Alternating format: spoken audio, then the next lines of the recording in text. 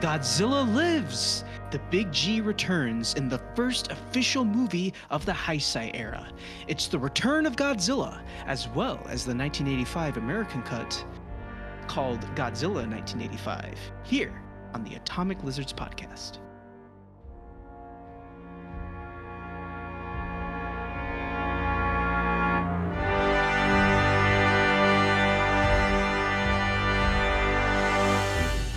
Hello, and welcome to the Atomic Lizards podcast. We're a trio of friends podcasting about the Godzilla franchise and other films we love. I'm Miranda, the film fanatic.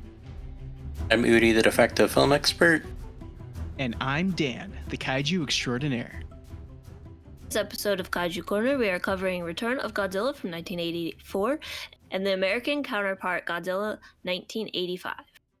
After a fishing boat is attacked, the sole surviving crew member realizes it is none other than the resurrected Godzilla. However, efforts to bring the story to light are suppressed by the Japanese government amid growing political tensions between the United States and the Soviet Union, who are both willing to bomb Japan to stop the monster.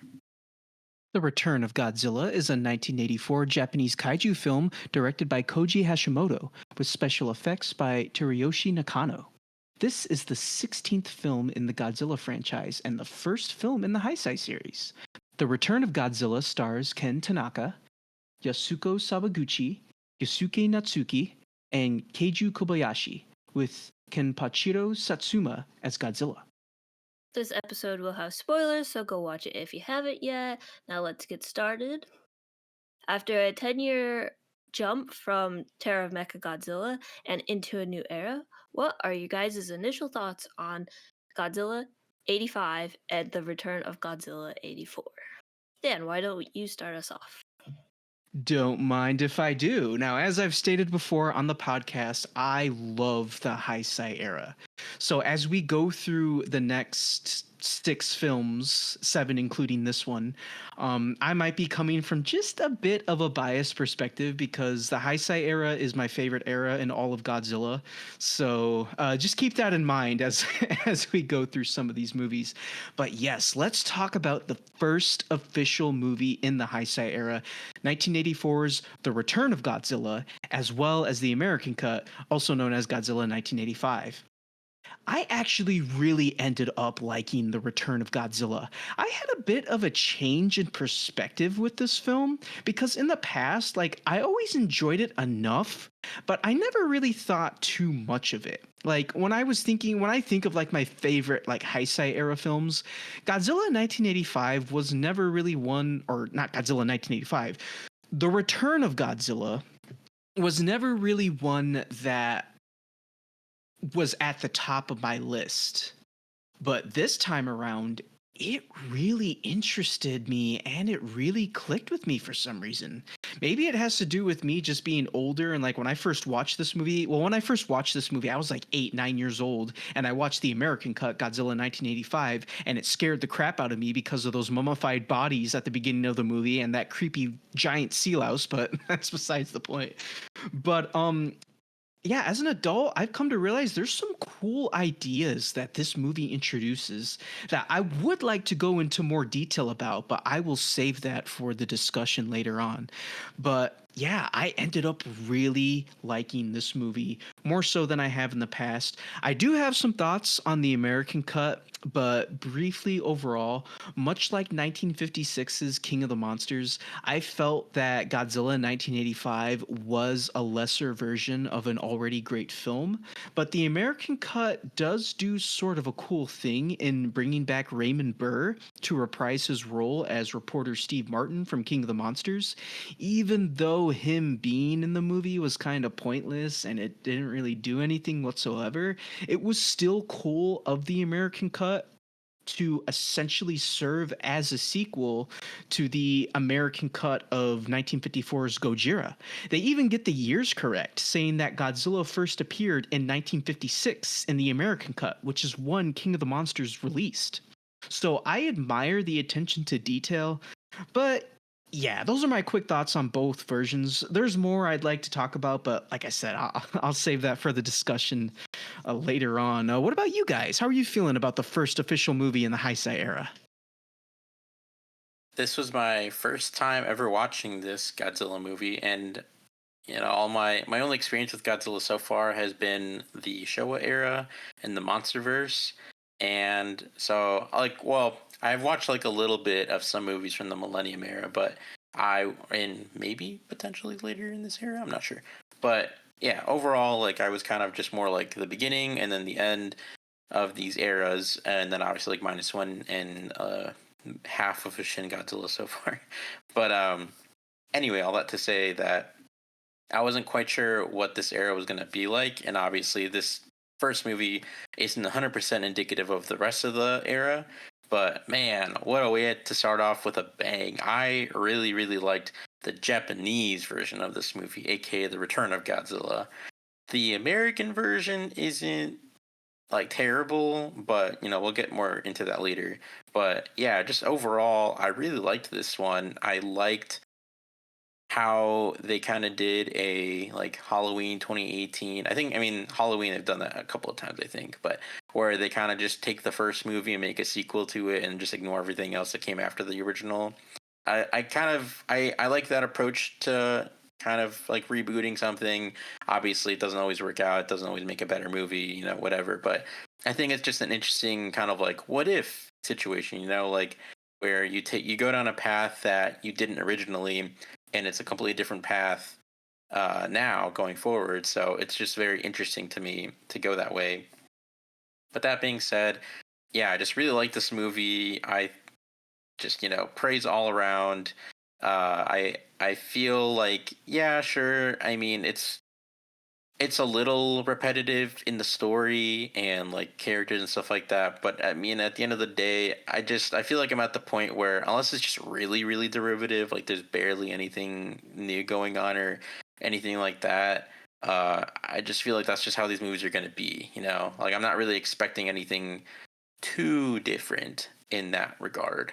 But as long as everything else with the filmmaking and whatnot, all of that stuff goes into making a fun movie, and like obviously the kaiju fights, like as long as all of that is cool and interesting, then I'm all here for it. So yeah, I really really liked this one a lot more than, I mean, I don't know that I had any expectations about like for this one honestly, but yeah, I really really liked this one, and I'm excited to watch the rest of the Heisei era. What about you, Miranda? So I'm gonna be honest, I did fall asleep while watching Return of Godzilla. I took a little power nap in the middle of it. I did go back and rewatch what I missed, but I mean, I'm glad you guys are liking it. I mean, there's definitely elements of this movie that I like and that I find interesting, but for some reason my brain was just like, yeah, no, you can fall asleep now.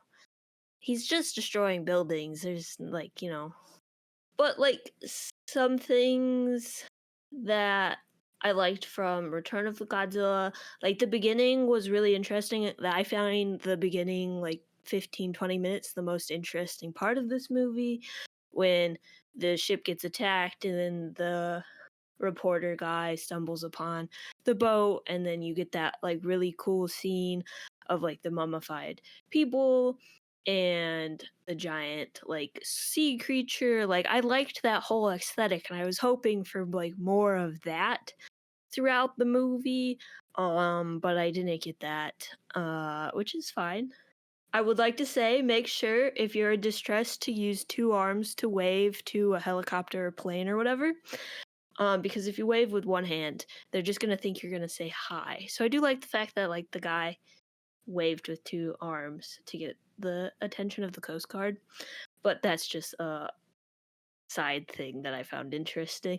It's very 80s. It's the clothes, the hair, the technology, the like ads and stuff along the city and the billboards and stuff. It's very 80s. You can definitely tell it's a different time period. You can tell that like they tried to go back to having Godzilla have a sense of scale, which I enjoyed. The budget definitely went up, and they tried different filming techniques throughout this movie.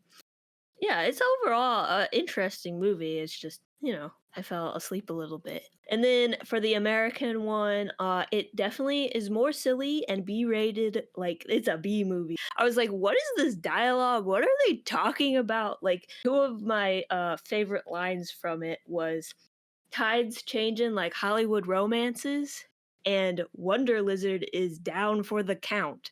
Like, what are those lines?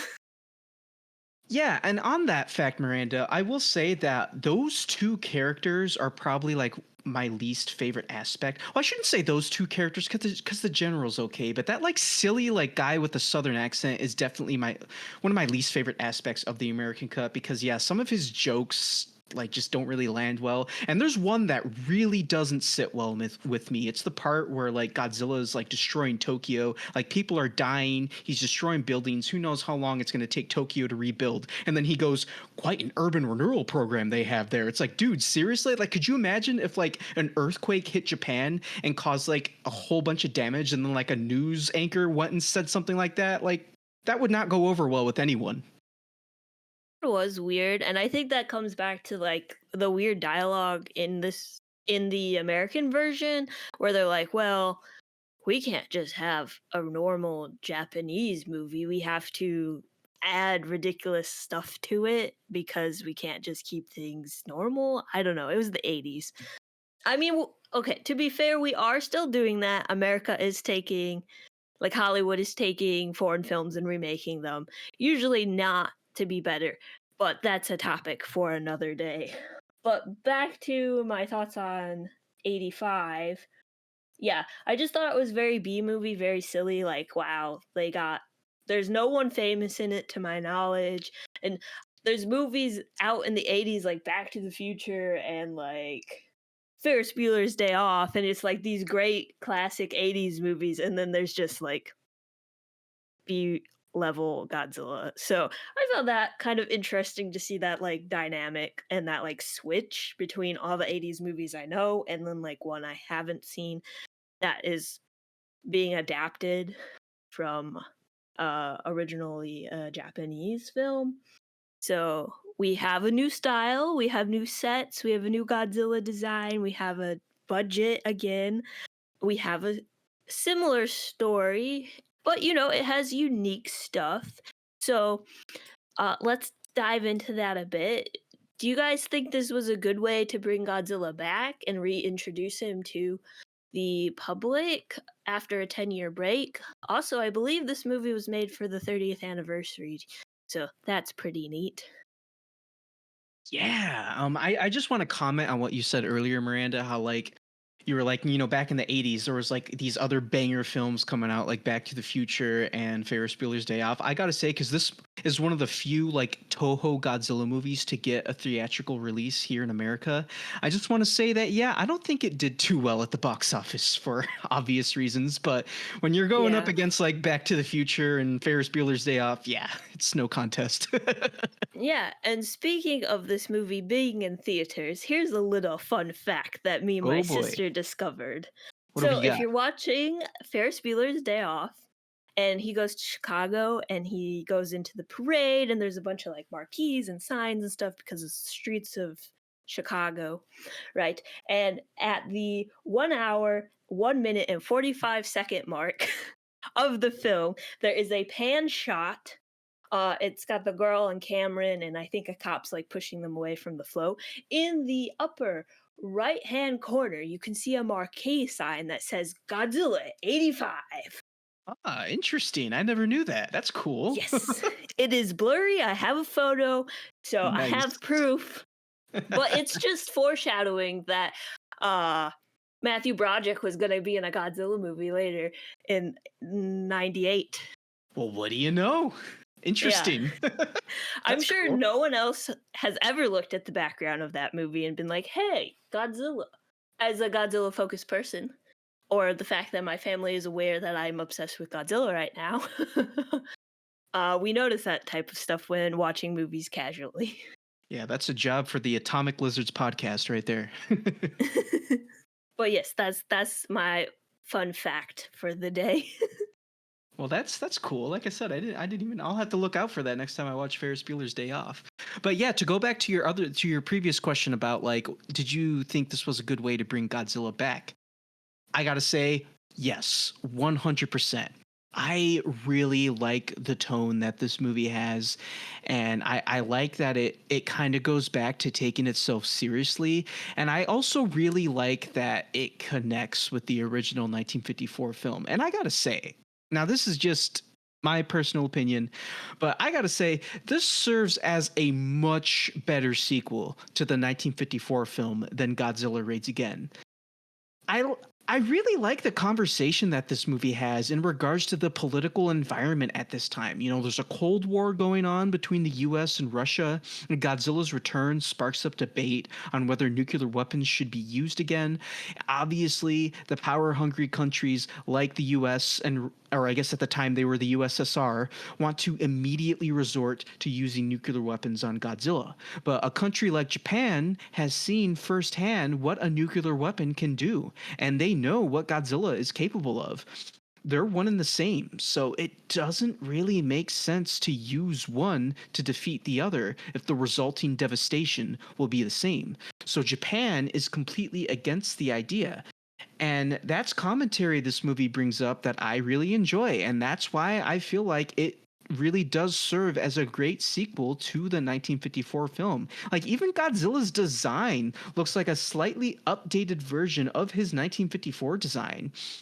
And I believe the Japanese version of this movie also bought this up, but something the American cut brings up that I also really like is the idea that Godzilla is the product of when humanity messes with nature too much and on such a scale that they create their own monsters. After all, Godzilla is technically a creation of mankind, and it's one of mankind's follies that they'll consistently pay for. As the movie explains, Godzilla is like a hurricane. He can never truly be defeated, and eventually he'll come back, and humanity will have to think of a way to deal with it when he returns, much like how, you know, people have to in the natural world, they have to deal with big natural disasters like earthquakes and hurricanes and whatnot, because that's something that's just part of the world that we live in and that we're never going to be able to fully get rid of. So eventually those are going to happen again, and we'll have to find ways to deal with it when they do happen. And I just really like that idea personally. I do have to agree with you on like the commentary that it is offering. It is very interesting to like watch and see how they handle that. Like I was not expecting them to like get the Soviets, I guess, involved with this. Figured since there was an American version, the US may have been involved in the plot of the Japanese one, but that was totally unexpected, and I was like, "Oh, okay, yeah, no, this makes sense for the time period and like what they're saying." And it's like, yeah, okay, I'm seeing what they're going for here. So it's definitely interesting and offers something more than just a giant monster movie, because Godzilla, as we've kind of discovered, usually has some kind of social comment in it, whether that be like don't pollute, don't use nuclear weapons, etc., etc. So it is nice to see like that message in a Godzilla movie again, because at the end of the Showa era, I feel like some of them were kind of just becoming like silly B movies. Even though, like I said earlier, I think this one's the American version is more of a B movie than the Japanese version. I think the Japanese version is definitely better than the American one, mainly because of how they handle like the whole situation. Yeah, I agree with you guys. I think that this story, like I mentioned in my initial thoughts, I mean it is kind of tried and true, and it is kind of similar to the other ones, but I think that they do just enough of pulling from real world current events at the time with like the Cold War and everything like that to make it more interesting, to have more weight to the stakes of the world going on. And that's why I also think that even though I'm in total agreement with you guys, I think the American version just tonally kind of, I mean, it's like the same thing that happened with the original, like the King of the Monsters and versus the 54 version, where the 54 version is like a serious attempt at telling this story, and this version being Godzilla 85, just feeling silly in tone in comparison to the Revenge of Godzilla. The Revenge of Godzilla feels like a straightforward sequel that's, you know, trying to tell an important story You mean about. Return? You said Sorry. Revenge. Sorry, the Return of Isn't there Godzilla. a Revenge of Godzilla somewhere? Well, there's that's the American title for All Monsters Attack. When it got localized, they Oh, call it Godzilla's Revenge for some reason. okay. So sorry, Udi, didn't mean to derail you, Yeah, but sorry. No, you're good. Continue. But yeah, and so it's kind of the same thing here where 85 is just silly and like a B movie and just kind of whatever. Like it's still more serious at times, but I mean overall I just feel like, because it wasn't even just that they dubbed over the Japanese with English. Like there are several scenes where they edit things out, or they chop things up, or they cut things.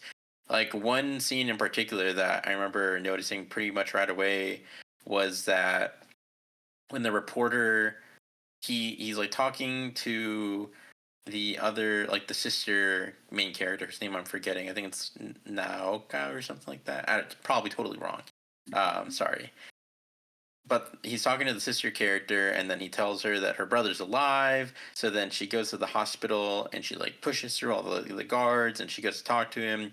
And in the Japanese version, she's there, whatever. The guards are like, "Oh, hey, you can't be in here." And then all of a sudden, like this guy comes in. He's like a paparazzi, like taking photos, blah blah blah blah blah, like trying to blow this whole thing open. And then all of a sudden, she's like, "What? Who are you?" And then the reporter guy comes in. Then it's revealed that he got her there because he wanted the story. And so with that being said, the American version is just like more silly overall. Like the tone of it is just kind of whimsical and over the top, and just not taking the subject matter seriously as the Japanese version. And so, not again, like it's not that only because a movie is serious or whatever that's better. I just feel like they're giving the material reverence that it deserves to make it work in the Japanese version. At the end of the day, Godzilla is, you know, silly inherently, but I still think that you can tell really powerful stories. I mean, obviously, like with 54 and -1, I think that's fair to say. And I think this one works as well, where, I mean, there's definitely a lot of fear around the world at the time with the Cold War and not knowing what the US and the USSR were going to get up to and things like that. So I think this does do a good job of mixing those real world events with this, you know, fictional Godzilla world, but still doing so in an organic enough way that it feels like a good sequel to the original without, you know, ruining the legacy of the movies that came before or anything like that, but just kind of sidestepping all of that and being like, hey, look, we want to tell another genuine Godzilla story, and doing that. And I really liked that. And I mean, just like the upgrade to the Godzilla suit was insane. I mean, I don't know if he has a suit in this one or if he's more just like animatronic or maybe a mix of both, but man, he looks so good. He's not like my favorite or anything, but he just looks so much better than Godzilla did in like the majority, if not all, of the Showa era. Like he just looks so good. There are still some shots where like the eyes are kind of derpy and like, or he has like a lazy eye or something, but overall he looks really really good. And especially some of the shots like after he's like been destroying Tokyo and all of that, like the lighting and stuff, like the angles. Oh, he looks so menacing and just angry and good. He looks so good. Godzilla does look very nice in this movie. Like, the way they designed him was very interesting. We get a lot of close-ups of his face, with him roaring and everything, and he like even blinks. I was like, "Hey, Godzilla just blinked. That's so cool." I don't know if they had, I assume it's an animatronic, but I don't know how much they used of that and compared to like Suitmation.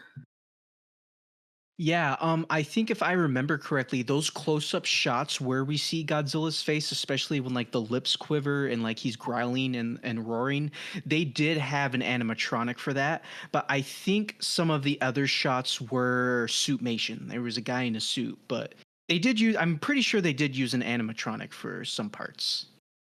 But I wanted to comment earlier, Udi, when you were talking about like, you know, more so comparing the American cuts and the Japanese cuts.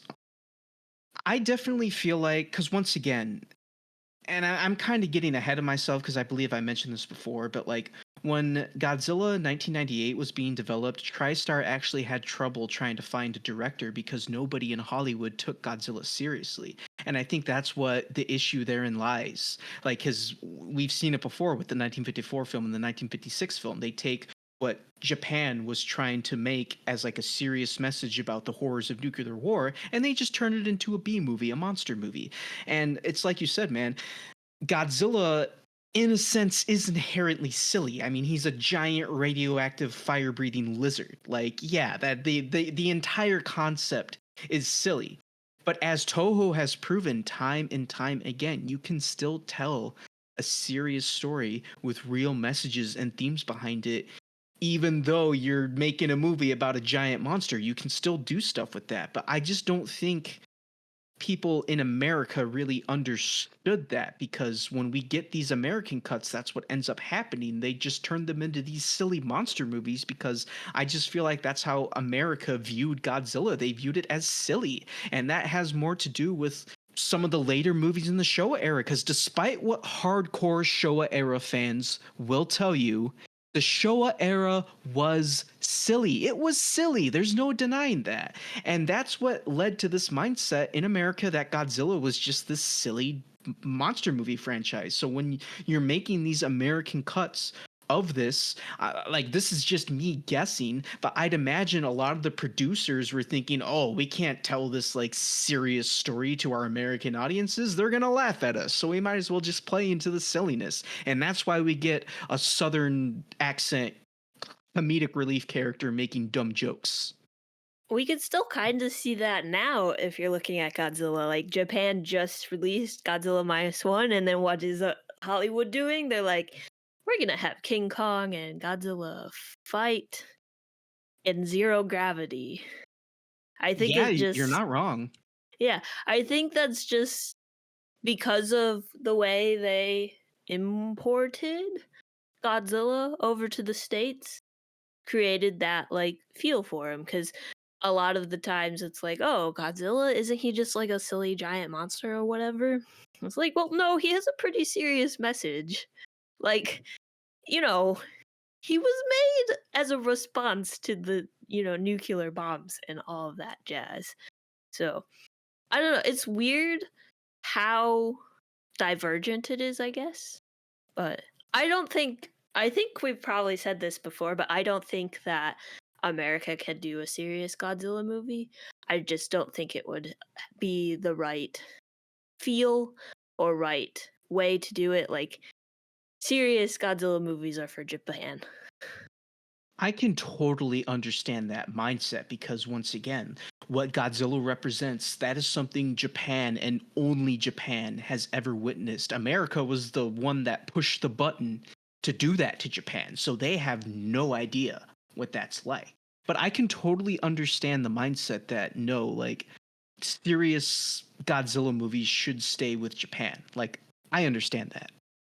I'm not really sure what the Heisei era has for us, but if they do continue a more like serious tone, I think that is going to be a really fun time to watch and explore that if that continues. I know we get like a giant man-eating plant and Space Godzilla and like Mecha Godzilla comes back, but if they're more like grounded in like real life stuff, I I think I'm gonna enjoy that.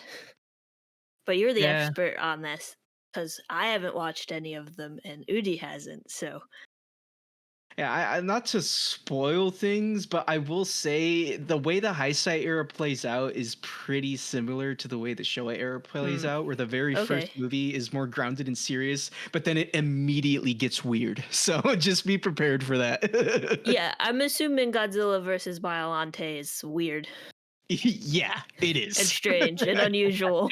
Yeah, it'll be interesting. I'm really curious to like see your guys' reactions to the rest of the Heisei era films because yeah, it gets interesting. Yeah. Well, we shall see in the next following months when we cover them. But Was there anything else we wanted to talk? Well, I guess Udi, did you answer the question of was this a good way to bring Godzilla back? I don't think I actually did, but I mean, yeah, I think so. Yeah. All right, that's my answer. Bye. No.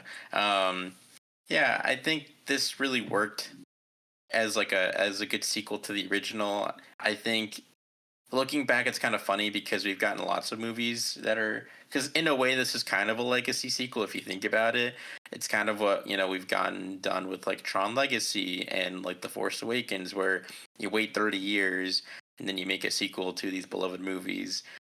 And it's kind of like doing a legacy sequel, but also doing, again, like I said, like the Halloween thing, where you like kind of just make a sequel that sidesteps all like the bloat, I guess, and you just go back to the original and then they make a sequel to that. So it is kind of interesting in retrospect, but I think they did a really good job of making Godzilla seem like a threat and making him seem like it was worth doing this movie.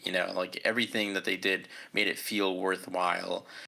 Obviously, again, speaking only of the Japanese version, because while the American version wasn't bad, it just kind of feels disrespectful to the vision of the Japanese original. Like, again, it's just that they can't take it seriously. It's not a bad movie in its own right, and I definitely feel like it's probably overall still better than in comparison. Like when comparing the 54 and 56 version, I think this is better than the 56 equivalent of 54. But I still don't think that, like, just the fact that they can't really take the subject matter seriously just automatically just makes it worse. I found the American version also just more boring overall. I feel like compared to the original, they might not be like the best human characters that they had, like the human cast, but I still feel like they were more interesting, like way more interesting in the Japanese version than they were in the American version. In the American version, I feel like the main characters barely felt like main characters. They just felt like characters that you just had to watch. Yeah, all that being said, though, I think that they found a good hook for bringing Godzilla back and reintroducing him and kind of lightly rebooting, I guess. I don't know if I'm assuming it kind of was, but I don't know if that was 100% the intention of just making the story, or if they just wanted to find a way to bring him back but do something slightly different. But that all being said, it will be interesting to see how they continue this iteration of Godzilla with the rest of the Heisei sequels, because, yeah, I mean, it's like the constant cycle of making something a bit more grounded and serious and then following it up with something more silly and whimsical and crazy. So, and I mean, Toho goes, to those places when they go there. So I'm not fully expecting like zillion level stuff in this era, but I'm very intrigued to see how wild and wacky it goes. But yeah, that's all I'll say. Oh, just you wait. Oh boy. But we're getting aliens back. Oh, well, I don't want to hype you up for Aliens, Miranda, but Okay. there's just some crazy stuff. Like, kind of, yeah. You'll see. But yeah, I wanted to comment, Udi, about when you were talking about the characters, because I think you were trying to bring this up before. You had mentioned that they kind of like the American cut was a little more boring, and you had tried saying before that they'd make the characters a little more one-dimensional, because the reporter, for example, like he kind of used Naoko to get a story, because like her brother was alive, and much like as famously stated in Godzilla -1, Japan has their favorite gag order. They didn't want to tell the public, so the public couldn't know that the brother was alive because he saw Godzilla, and Japan didn't want the public to know about Godzilla yet. So this reporter goes out of his way to tell Naoko that her brother is still alive, and at first you think he's doing it because like, oh, he just wants to see this woman get reunited with her sibling. Like, oh, that's pretty cool of him. But no, it's because he was doing it to like get a story. And you're thinking, oh, so maybe this guy isn't as like golden hearted as we thought he was. But in the American cut, they cut that part out. So like now, instead of like there being more dimension to his character, like Udi was saying, he's just this one note protagonist now. So I do find that a little interesting. I kind of do wonder why they did that. I guess maybe because they didn't want to. They wanted to just keep him like as the protagonist for people to cheer for, and maybe they didn't want the American audience to like think differently of him. Yeah, I agree. I feel like they just did that to like simplify the story and just be like, he's the love interest. He's like the main character. We don't want people to feel conflicted on him. Let's just keep him as like the good guy, I guess. That kind of thing. Which I feel like removing the three-dimensionality of a character just makes him worse. So I definitely worked. Definitely didn't work for me, and was kind of just like, like I don't like that they did that. So. Yeah, I agree. I don't really like that they did that either. Last thing I want to say though, in terms of like tone though, and I mean I can't blame them. Like obviously the Japanese version is a much more like straight version of the story where they're just like telling it, and like they're letting dramatic moments be dramatic and serious moments be serious, blah blah blah blah blah. But the glorious thing about practical effects Godzilla is that you'll still always like, occasionally get, even if it's trying to be serious, like a silly shot of Godzilla doing something. And my favorite shot of this movie of Godzilla being silly is him just face planting into the water.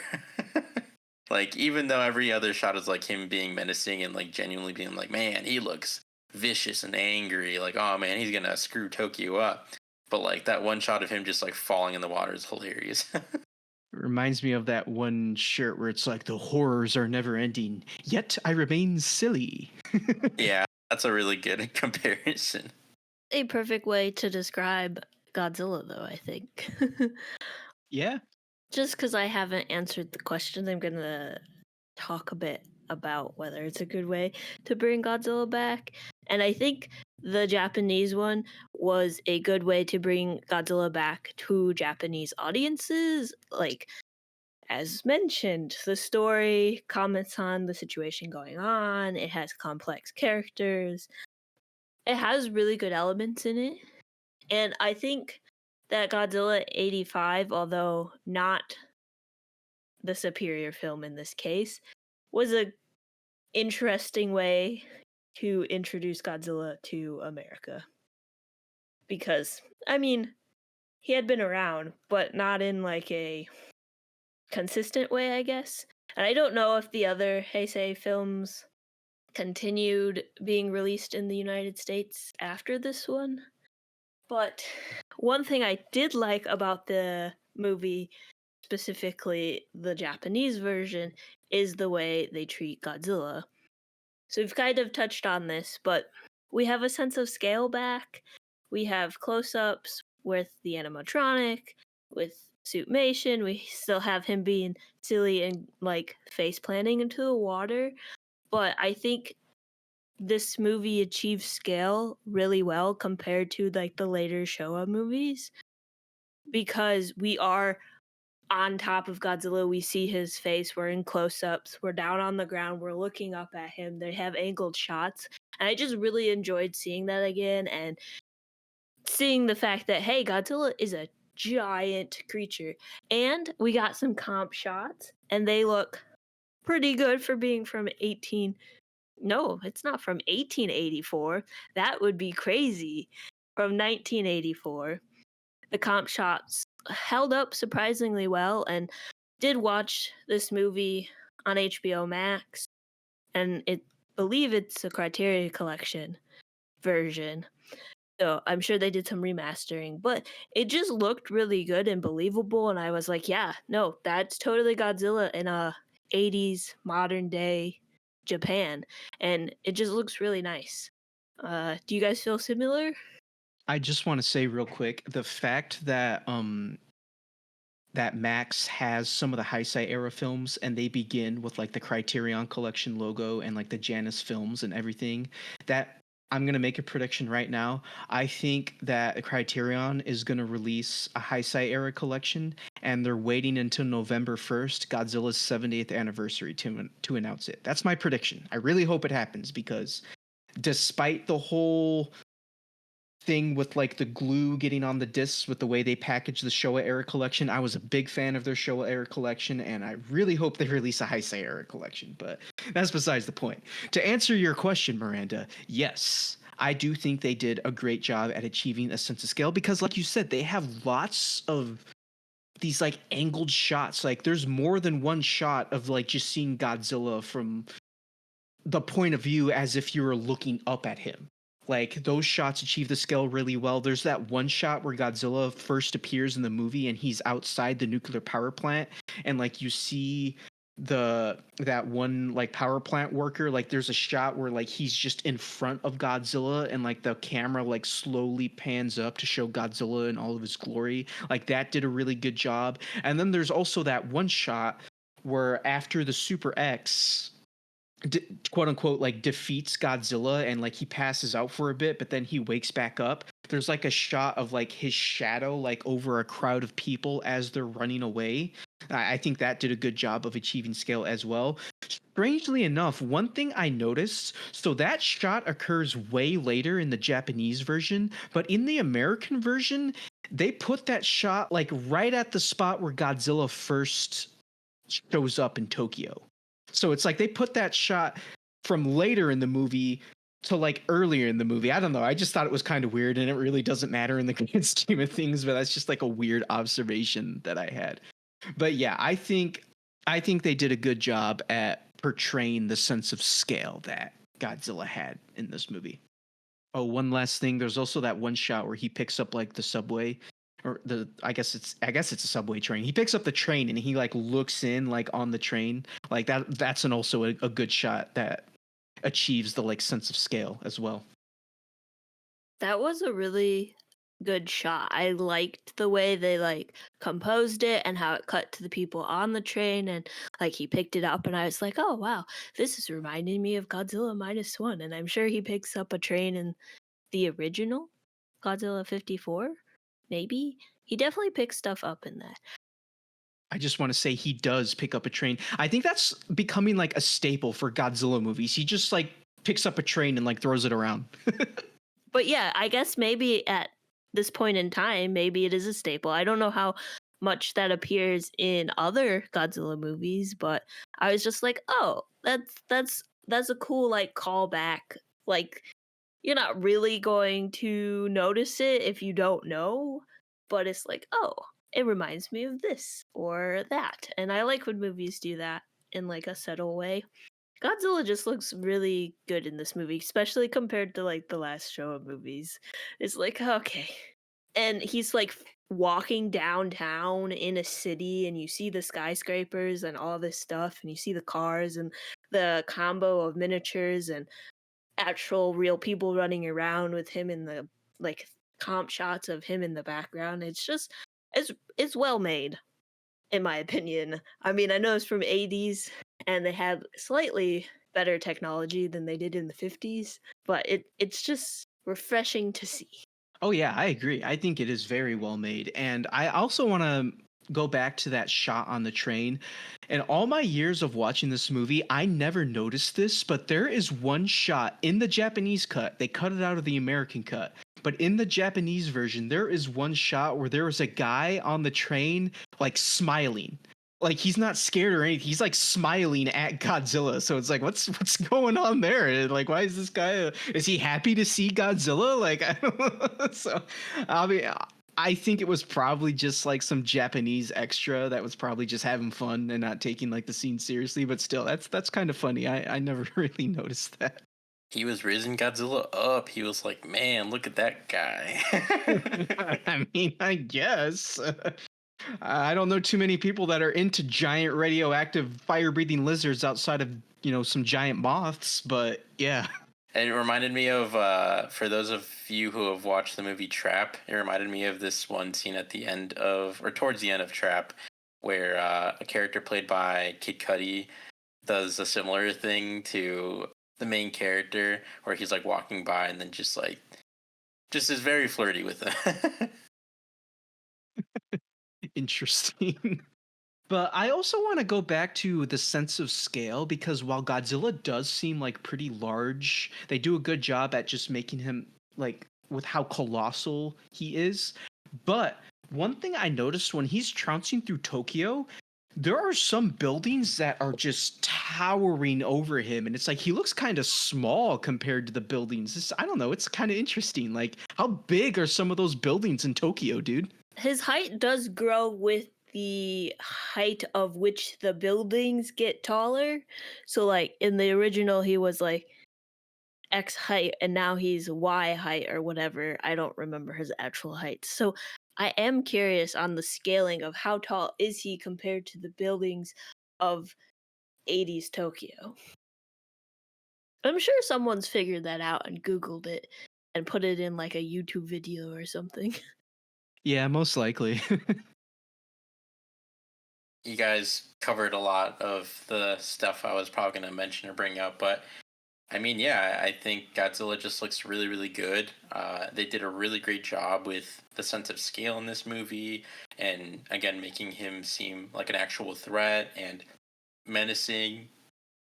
He had moments where, like, you could see from the framing and the way that his face was reacting to everything that he looked angry and vengeful and just all this other stuff. He just looked really, really good. Very much a huge upgrade from the Showa era. And I think they really went all out. As Miranda said earlier, they even had him blink. They had him blink and roar and curl his lip and not really hiss, but like just like do a growl kind of thing. He looked menacing and scary, so I think they did a really, really good job. And when I say scared, I mean like I was scared of him. He just looked, again, like menacing, especially compared to before where he just looked like a silly goofball. So I think they did a really good job, and they definitely did a really great job in terms of mixing up the different formats. You know, either just using like trick shots, like that one shot where it looks like the guy, the homeless man who calls him a hillbilly in the Japanese version, and who's like ransacking or looting in the Japanese version, and oh well, the American version too. But they did a good job of the shot where he's running away from Godzilla, where he looks like he's Indiana Jones running away from the boulder. That was kind of funny, but it was a good sense of scale of like, yes, he's really far away, but he's huge. And also like smashing in the buildings, all of the miniature stuff, like that looked really good whenever he punched through a building or like fell on top of it, or you know, anything. He looked really, really good. Smashing the train and all of that, like all of that looked really, really impressive.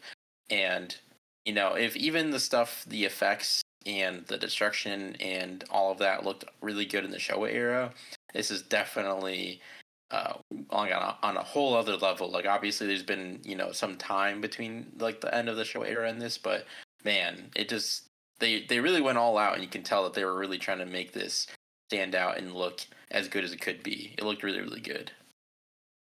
While we're on the subject of the way Godzilla looks in this movie, I think it's about time I continue my own little personal tradition that I started when we started covering these movies about commenting on the design of all the Godzilla suits in each movie.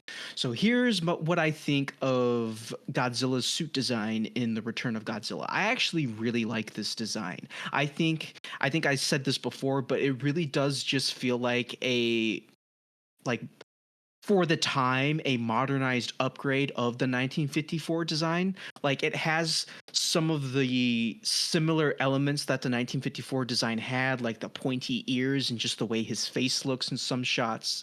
But they also, like I said, they modernized it.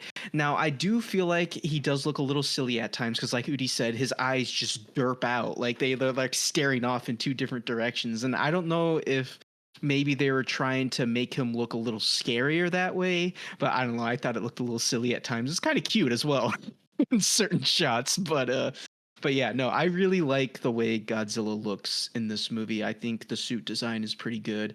I think, yeah, just everything looks really good just from a design standpoint for this movie. Well, now that we're talking about designs, what did you guys think of the sea louse, like that big giant icky looking creature on the boat? I liked the design of the sea louse. It was very interesting. It gave me like alien vibes, as in like the face hugger. Because just the way that that beginning scene is set up, I was like, "Oh, where are we going? What kind of movie is this? Is this like a movie that's going to be like The Thing, or is it going to be like more alien-y? Like, are slashers involved?" We didn't get that. But like the beginning would suggest it would be that type of movie. But I did like the design of the little it's ginormous, like sea creature bug thing.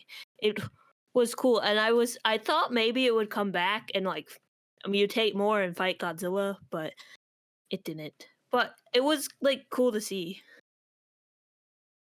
Yeah, the sea louse was kind of interesting to have in this movie. It was one of the things that scared me when I first watched this movie as a child. And it's weird because in the American cut, they give it different sound effects. Like it's like they give it more of like, I don't even know how to explain it, but like they give it different sound effects in the American cut versus the Japanese version, which is interesting. But yeah, I mean, I thought the sea louse was fine. It's not really in the movie for that long, so it didn't really leave too much of an impression on me.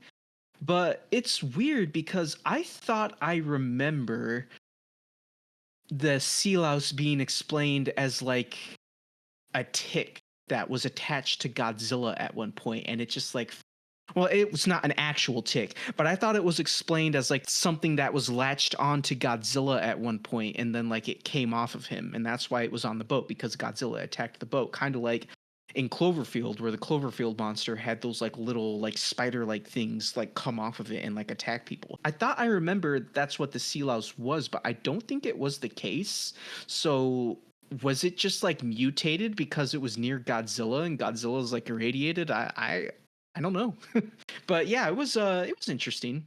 But once again, it didn't really leave too big of an impression on me. I mean, it did when I was a kid because it scared the crap out of me, but watching it now, yeah, I didn't really think too much of it because it just wasn't in the movie for long enough for me to remember it too much.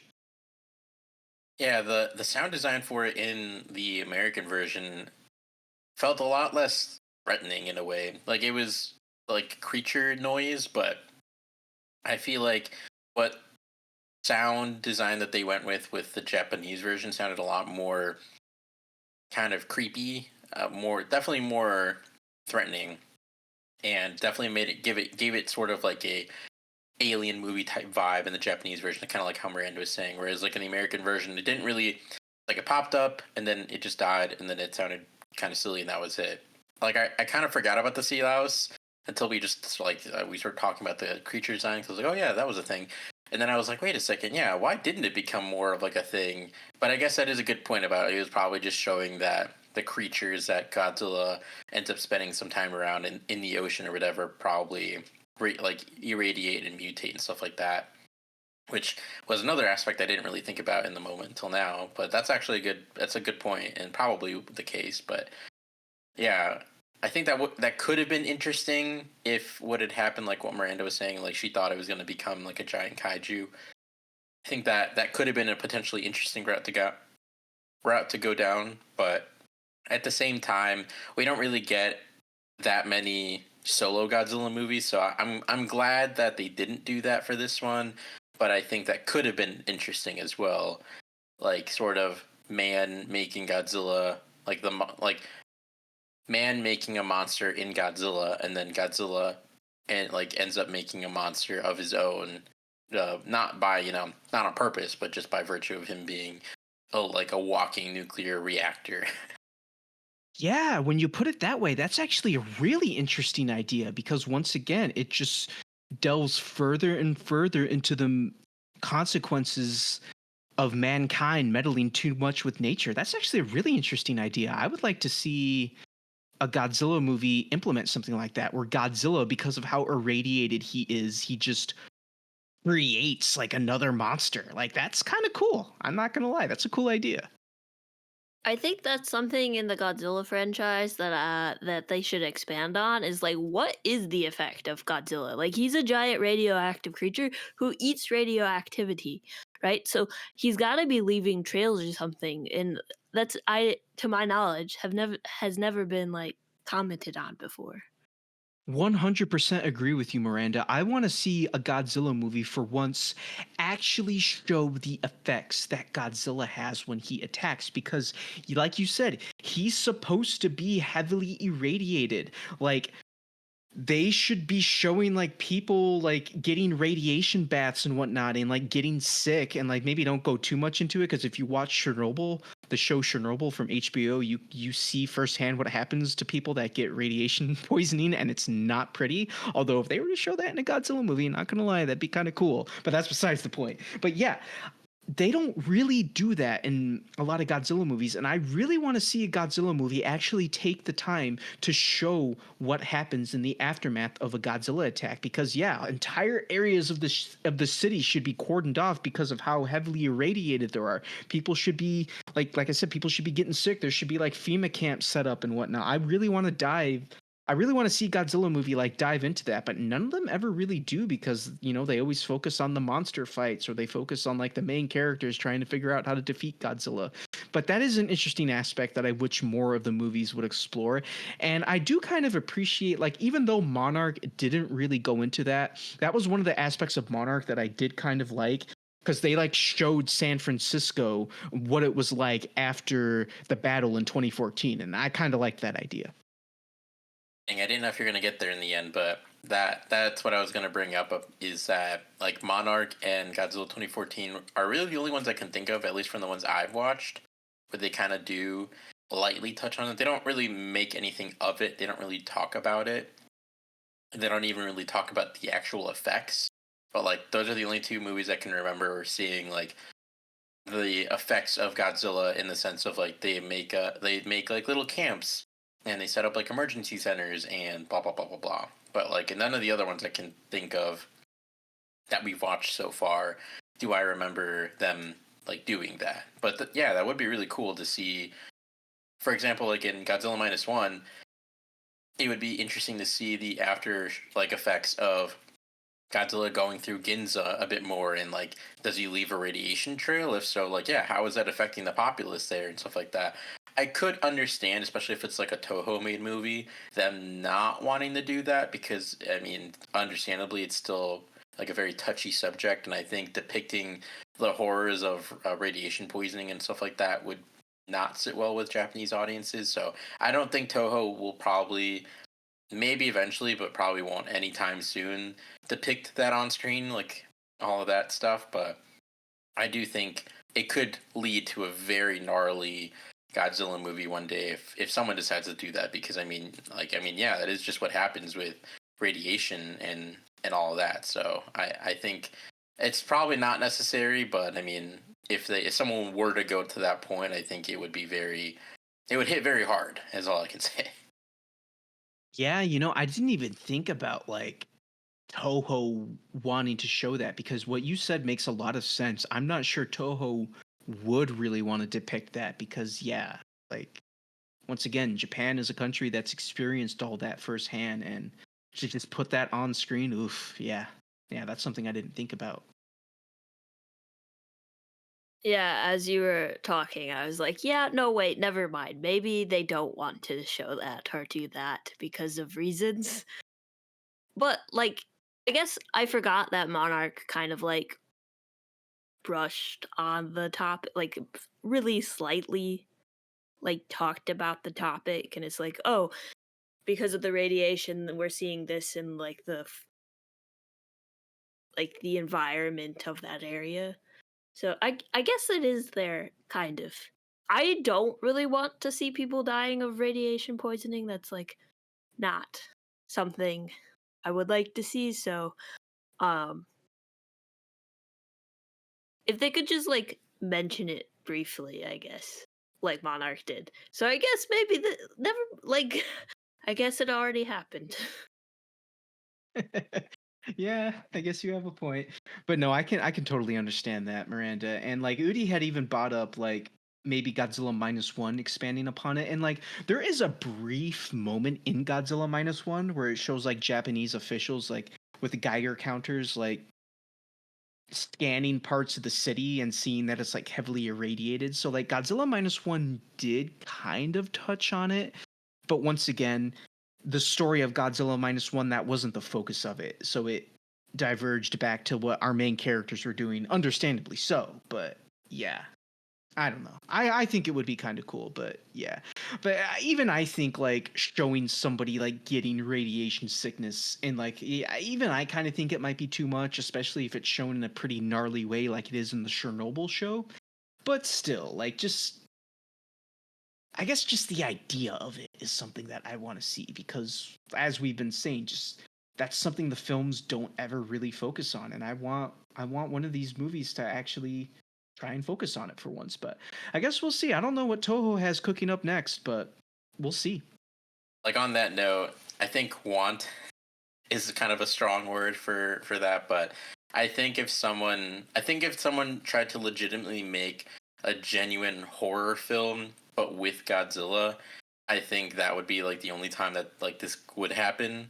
And I mean, again, I don't know that that would be under Toho, maybe, but I mean, even something like Oppenheimer, I think it took a few months for them to get like a pass for them to film or for them to play it in Japan because I think they want to just make sure that that it kind of like passed.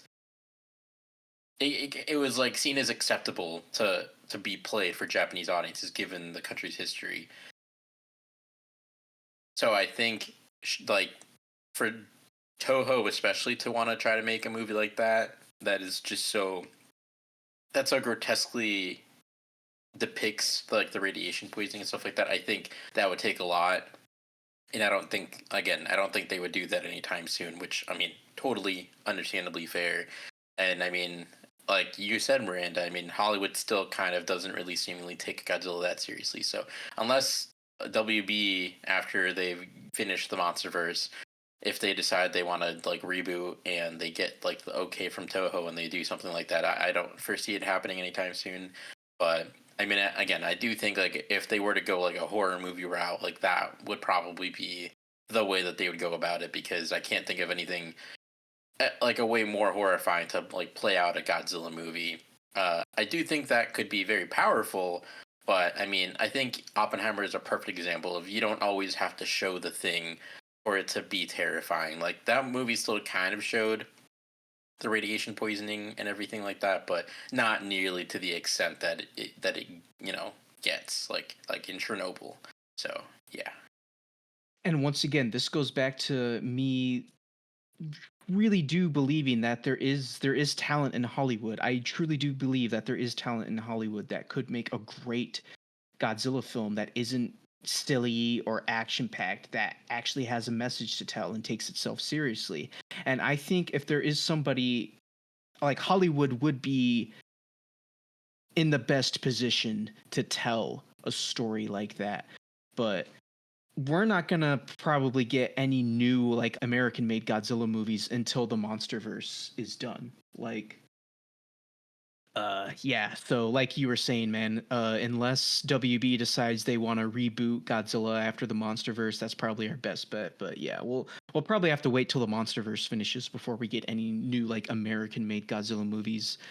I did want to comment earlier, because Udi had brought up that I don't know if he was homeless or not. I think he was just like a guy that was just taking advantage of Godzilla, like sticking around. But he was the guy that was like taunting Godzilla, like treating him like a bad dog, which I thought was kind of funny. But I kind of liked the idea of that guy. I thought it was really funny how, the entire like Tokyo's under attack, everybody's evacuating, but obviously like restaurants and whatnot are going to be empty. So like I really enjoyed the idea of this dude just taking full advantage of a kaiju attack and like giving himself like a really fancy meal and whatnot. And once again, I thought it was really funny the way he like talked to Godzilla. Like he talked to him like he was talking to like a disobedient dog or whatever. Like, I don't know. I kind of like that guy. But yeah, I just wanted to comment on him since I didn't before. Yeah, I mean, I could be totally wrong. I don't like from his getup. I mean, I guess it wouldn't make sense if he was homeless, but I don't know. So I could be totally wrong about that. But yeah, I did like the character. He was fun, and I was actually just thinking when I was watching the movie because I think the idea of this potential movie is really interesting. Zack Snyder, unfortunately, made this movie called Army of the Dead a few years ago, and I watched the movie and it's fine. I think the concept of it is really interesting, and I just don't think it capitalized on the idea well. A lot of Zack Snyder movies, unfortunately, but I think that that movie has a really interesting idea in that the basis is that this group of people try to pull off a heist in the middle of a zombie apocalypse. That sounds interesting. I think if they made a kaiju movie that is it's like a heist film, but it's set during a kaiju attack, that could be really cool. Because it could be like the initial setup is, oh, like we're planning this great heist at this like crazy location, whatever, blah blah blah blah blah. We're gonna try to prep for everything, and then like all of a sudden a kaiju attack happens, and they're like, oh shoot, like what are we gonna do now? And then they're like, oh well, let's just go through with it. And so it's not only just the heist film, but there's like a kaiju literally destroying the entire city. I think that could be a really cool idea. And I don't know why like that inspired me, like that guy, that character. But I just like him kind of just rummaging through, like kind of looting and just having like this like super fancy meal and just like enjoying the city being abandoned for himself. Kind of just gave me that. Is like, that would be a really cool kaiju movie. I don't know if we'll ever get something like that, but man, that could be really, really good if done well. Because even though the idea of like I said, a heist film and a zombie apocalypse sounded really cool, it unfortunately can go in a way that is less cool than that sounds. Yeah, I just want to say real quick, yeah, I think that could be an idea for a cool movie. I would like to see something like that happen. I'd be down for it. I do like a good heist movie. But I think before we move on, I just want to say a few other things about this movie. I just want to talk about some of my favorite parts real quick, because I thought Godzilla, just some of the stuff he did in this movie was so freaking cool. Like when he was fighting the Super X, I guess we didn't even talk about the Super X. Real quick, Spark Notes. What did you guys think of the Super X? Was it cool or was it just Was it just there for you guys? That was just like the silver spaceship thingy, right? Yeah. It was the Like- thing that, like, quote unquote, killed Godzilla. Yeah. Yeah, and it like poisoned Godzilla. Yeah. That's like Well, all it did. I don't know if it poisoned him, but they like shot him in the mouth, and I guess one of Yeah, Godzilla's. then he like drooled or whatever. I would Well, yeah, he consider was that bleeding. poison. I thought it was bleeding, but he did kind of drool, Maybe. I guess, get foamy at the mouth. Yeah, but I mean, Yeah. you're getting shot in the mouth though, so who knows what that does to you? Yeah, I don't know. Yeah. I liked the ship design. It was cool, but I don't think they like expanded too much on it throughout the story unless I missed something. It's like cool, but like could use some more backstory on it. To make my one Marvel reference of the day, to quote Whiplash from Iron Man 2, if you can make a god bleed, the people will cease to believe in him. Dude, you already made that reference in one of our earlier episodes.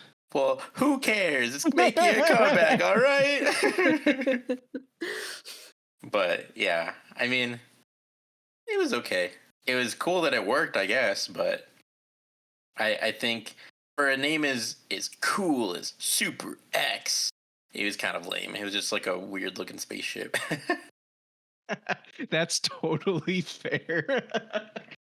Yeah, I mean, like, because I think Miranda said she would have liked a little more backstory on it. Because, yeah, they didn't really, like, the Super X just comes out of nowhere. Like, the Japanese government's like, oh, we've been developing this, like, weapon secretly, top secret. It's called the Super X. It has this, like, super heat-resistant armor and whatnot and cadmium missiles. And then, like, yeah, that's it. And then it, like, shows up. It, quote-unquote, defeats Godzilla. But, dude, when Godzilla wakes back up and, like, goes to fight this thing, he is, like, pissed off. And it's so cool because he literally shoots his atomic breath through an entire building just to get at the Super X. Like, that's when you know Godzilla's pissed off. Like, when he's willing to atomic breath you through a building, yeah, you've done something wrong. So I really love the part when Godzilla wakes back up and he gets his revenge on the Super X, because yeah, like shooting his atomic breath through the building was really cool. And then he defeats the Super X by literally pushing an entire building on top of it. That's badass, man. I really like that scene. That's probably one of my favorite scenes in the movie. But I just wanted to talk about that because that scene was so cool. Was pretty cool. I like when Godzilla uses his atomic breath. It usually ends up in some kind of interesting composition or like special effects or something of that nature.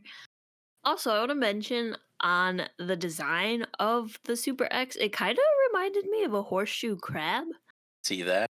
I don't know, Godzilla's kind of aquatic, and then we had that other giant sea bug, so like, I don't know, maybe that was their thought process on the design on it, but like, I don't think it's ever mentioned that it looks like a horseshoe crab at all. But since we're talking about things that we liked, one of the things I liked about this movie is the fact that they're like using real things, like real helicopters and real cars and like real people in the comp shots. I think it just adds another like element to the movie because it's not just all miniatures. Because at first was kind of disappointed. And I was like, oh, no miniatures. But then I realized, no, there has to be miniatures for when Godzilla shows up. So I did like that like part of the movie, like the production part of the movie. And I guess this, I don't know, kind of alike, kind of wish there was more on it, but I like the idea of the volcano and them using the volcano to kind of defeat Godzilla. Although I wish it would have been like expanded on or used more instead of like the last 2 minutes of the movie.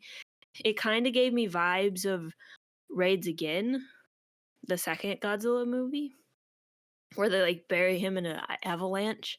So I'm sure he won't get mutated by or destroyed. He probably won't get destroyed by the lava, and we'll see him in the next film, unless they do another thing where it's like, well, that one's dead, and so this is a different Godzilla thing. Agreed. I mean, you got to come up with unique ways to be able to defeat Godzilla because, well, I mean, you can either make stuff up like the oxygen destroyer, or you can try to use Mother Nature herself, like an avalanche or a volcano. And yeah, I guess a volcano was one way to stop Godzilla. So, um, I guess another thing we didn't really talk about. How'd you guys feel? Because I mean, it's kind of like bought up in the movie, but it kind of takes a back seat at one point. But how did you guys feel about Godzilla somewhat being attracted to like birds? This is the only movie that like ever brings up that idea, and they like try to tie it in to the avian origins of dinosaurs because well, Godzilla is supposed to be a dinosaur. So like, how'd you guys feel about that? It just made me think of the wild robot. Purely because there's birds migrating in that movie, and then they're like, yeah, Godzilla's migrating with the birds. And I was like, that's out of nowhere. That hasn't come up yet. Like, we know for sure that he's a lizard. And like I know dinosaurs are connected to birds, but like I thought he was more lizard than dinosaur. But it's a neat concept. Again, I think it could have been expanded on maybe. Yeah, the bird thing was interesting. I've never seen that in a Godzilla movie before, so I was like, huh, okay, interesting. And I feel like if they, as shown in this movie, if they could weaponize that to get him, distract him from destroying cities, I think that would be super useful, even more so than like a weapon. If you could just like be like, hey Godzilla, go fetch, and then he would go away. I think that would be super effective, but I'm intrigued to see if it makes a comeback at all because a lot of these MacGuffin type devices or ways to get around Godzilla's attacks don't typically come back too often. So, but yeah, it was kind of an interesting idea. But that I don't know. There's just so many birds around the world too. It's like, so would he not be distracted all the time? Like why only in certain circumstances, not all the time? I don't know. Just seems a little silly. Silly in like an interesting way, not a dismissive way. If that makes sense. That's probably why it only appears in this movie. Yeah, probably just leads to more questions than answers. If we have nothing else to add, I think it's time for the lizard fact of the day. The lizard of the day is the Baja blue rock lizard. They live on the tip of the Baja California Peninsula in northern western Mexico in rocky, light vegetated areas. They are blue-gray with a speckled band across their back. Their face and tails are often the brightest blue, and their head and neck may also feature vibrant reds, orange, yellows. They are 7 to 10 inches long and live around 15 to 20 years. They feed on various insects, small lizards, leaves, seeds, and small fruit, and occasionally incidents of cannibalism on the smaller individuals have been observed. So that's our lizard fact of the day. I picked it because he's a blue lizard, and Godzilla, although technically gray, has blue spikes and blue fire breath, so I thought it was fitting. So I guess let's get into our ratings now. Dan, what would you give Return of the Godzilla? Return of the Godzilla? Return of the Godzilla. Yeah. Well, it is the Return of the Godzilla, assuming Yeah. this is the same Godzilla from the original, I I guess, think he technically. might be, but it kind of doesn't make sense because that original Godzilla was literally turned into a skeleton. I don't know how Yeah. to come back from that, but whatever. Yeah, and then I think in the American one, they're like, we never found Godzilla's body. And I was like, of course not, because he disintegrated because of the oxygen destroyer. Like, don't you remember that? There's just a skeleton at the bottom of the ocean of the original Godzilla. But anyways, Dan, what would you rate Return of Godzilla and Godzilla 85? Before I give my ratings, I just want to say, Miranda, because you said there's just like a skeleton of the original Godzilla in the bottom of the ocean. Not going to say which movie. In fact, I think you might have already seen it. But one of the movies, one of the future Godzilla movies, the Toho movies, does bring that up. But we'll save it for that movie. I may have seen that one if it's in the Yeah. millennia. Yeah, it's in the Millennium Era, so that's Then what I'm yeah, I saying. think I saw that one. I think you saw that one, but I'm intrigued still yeah. about it though.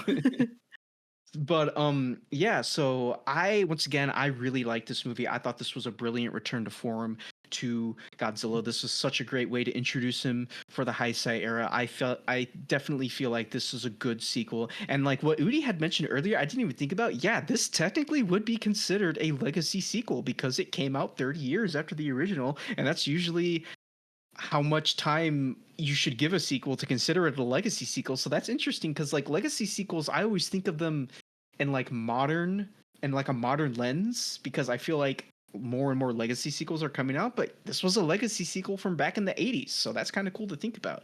But yeah, I think this was a great sequel to the 1954 film, way much better than Godzilla Raids Again.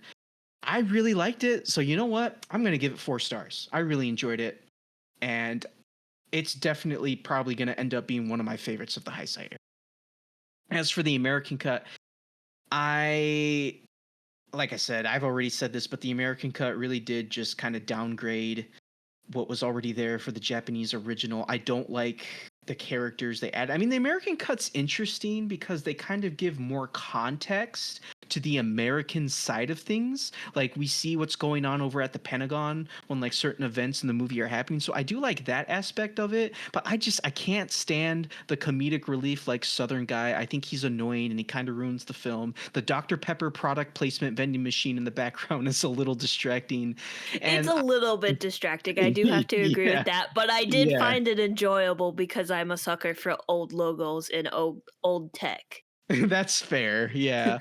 And like while I did think it was cool of them to bring Raymond Burr back, and it was really cool to tie it into the 1956 original, Raymond Burr didn't really do anything. So like he was just there. But I did like some of his dialogue, and he was probably like the best actor in that movie. So I'm gonna give the American cut 3 stars. I was expecting a lower rating on the American one from you, but I'm not entirely sure why.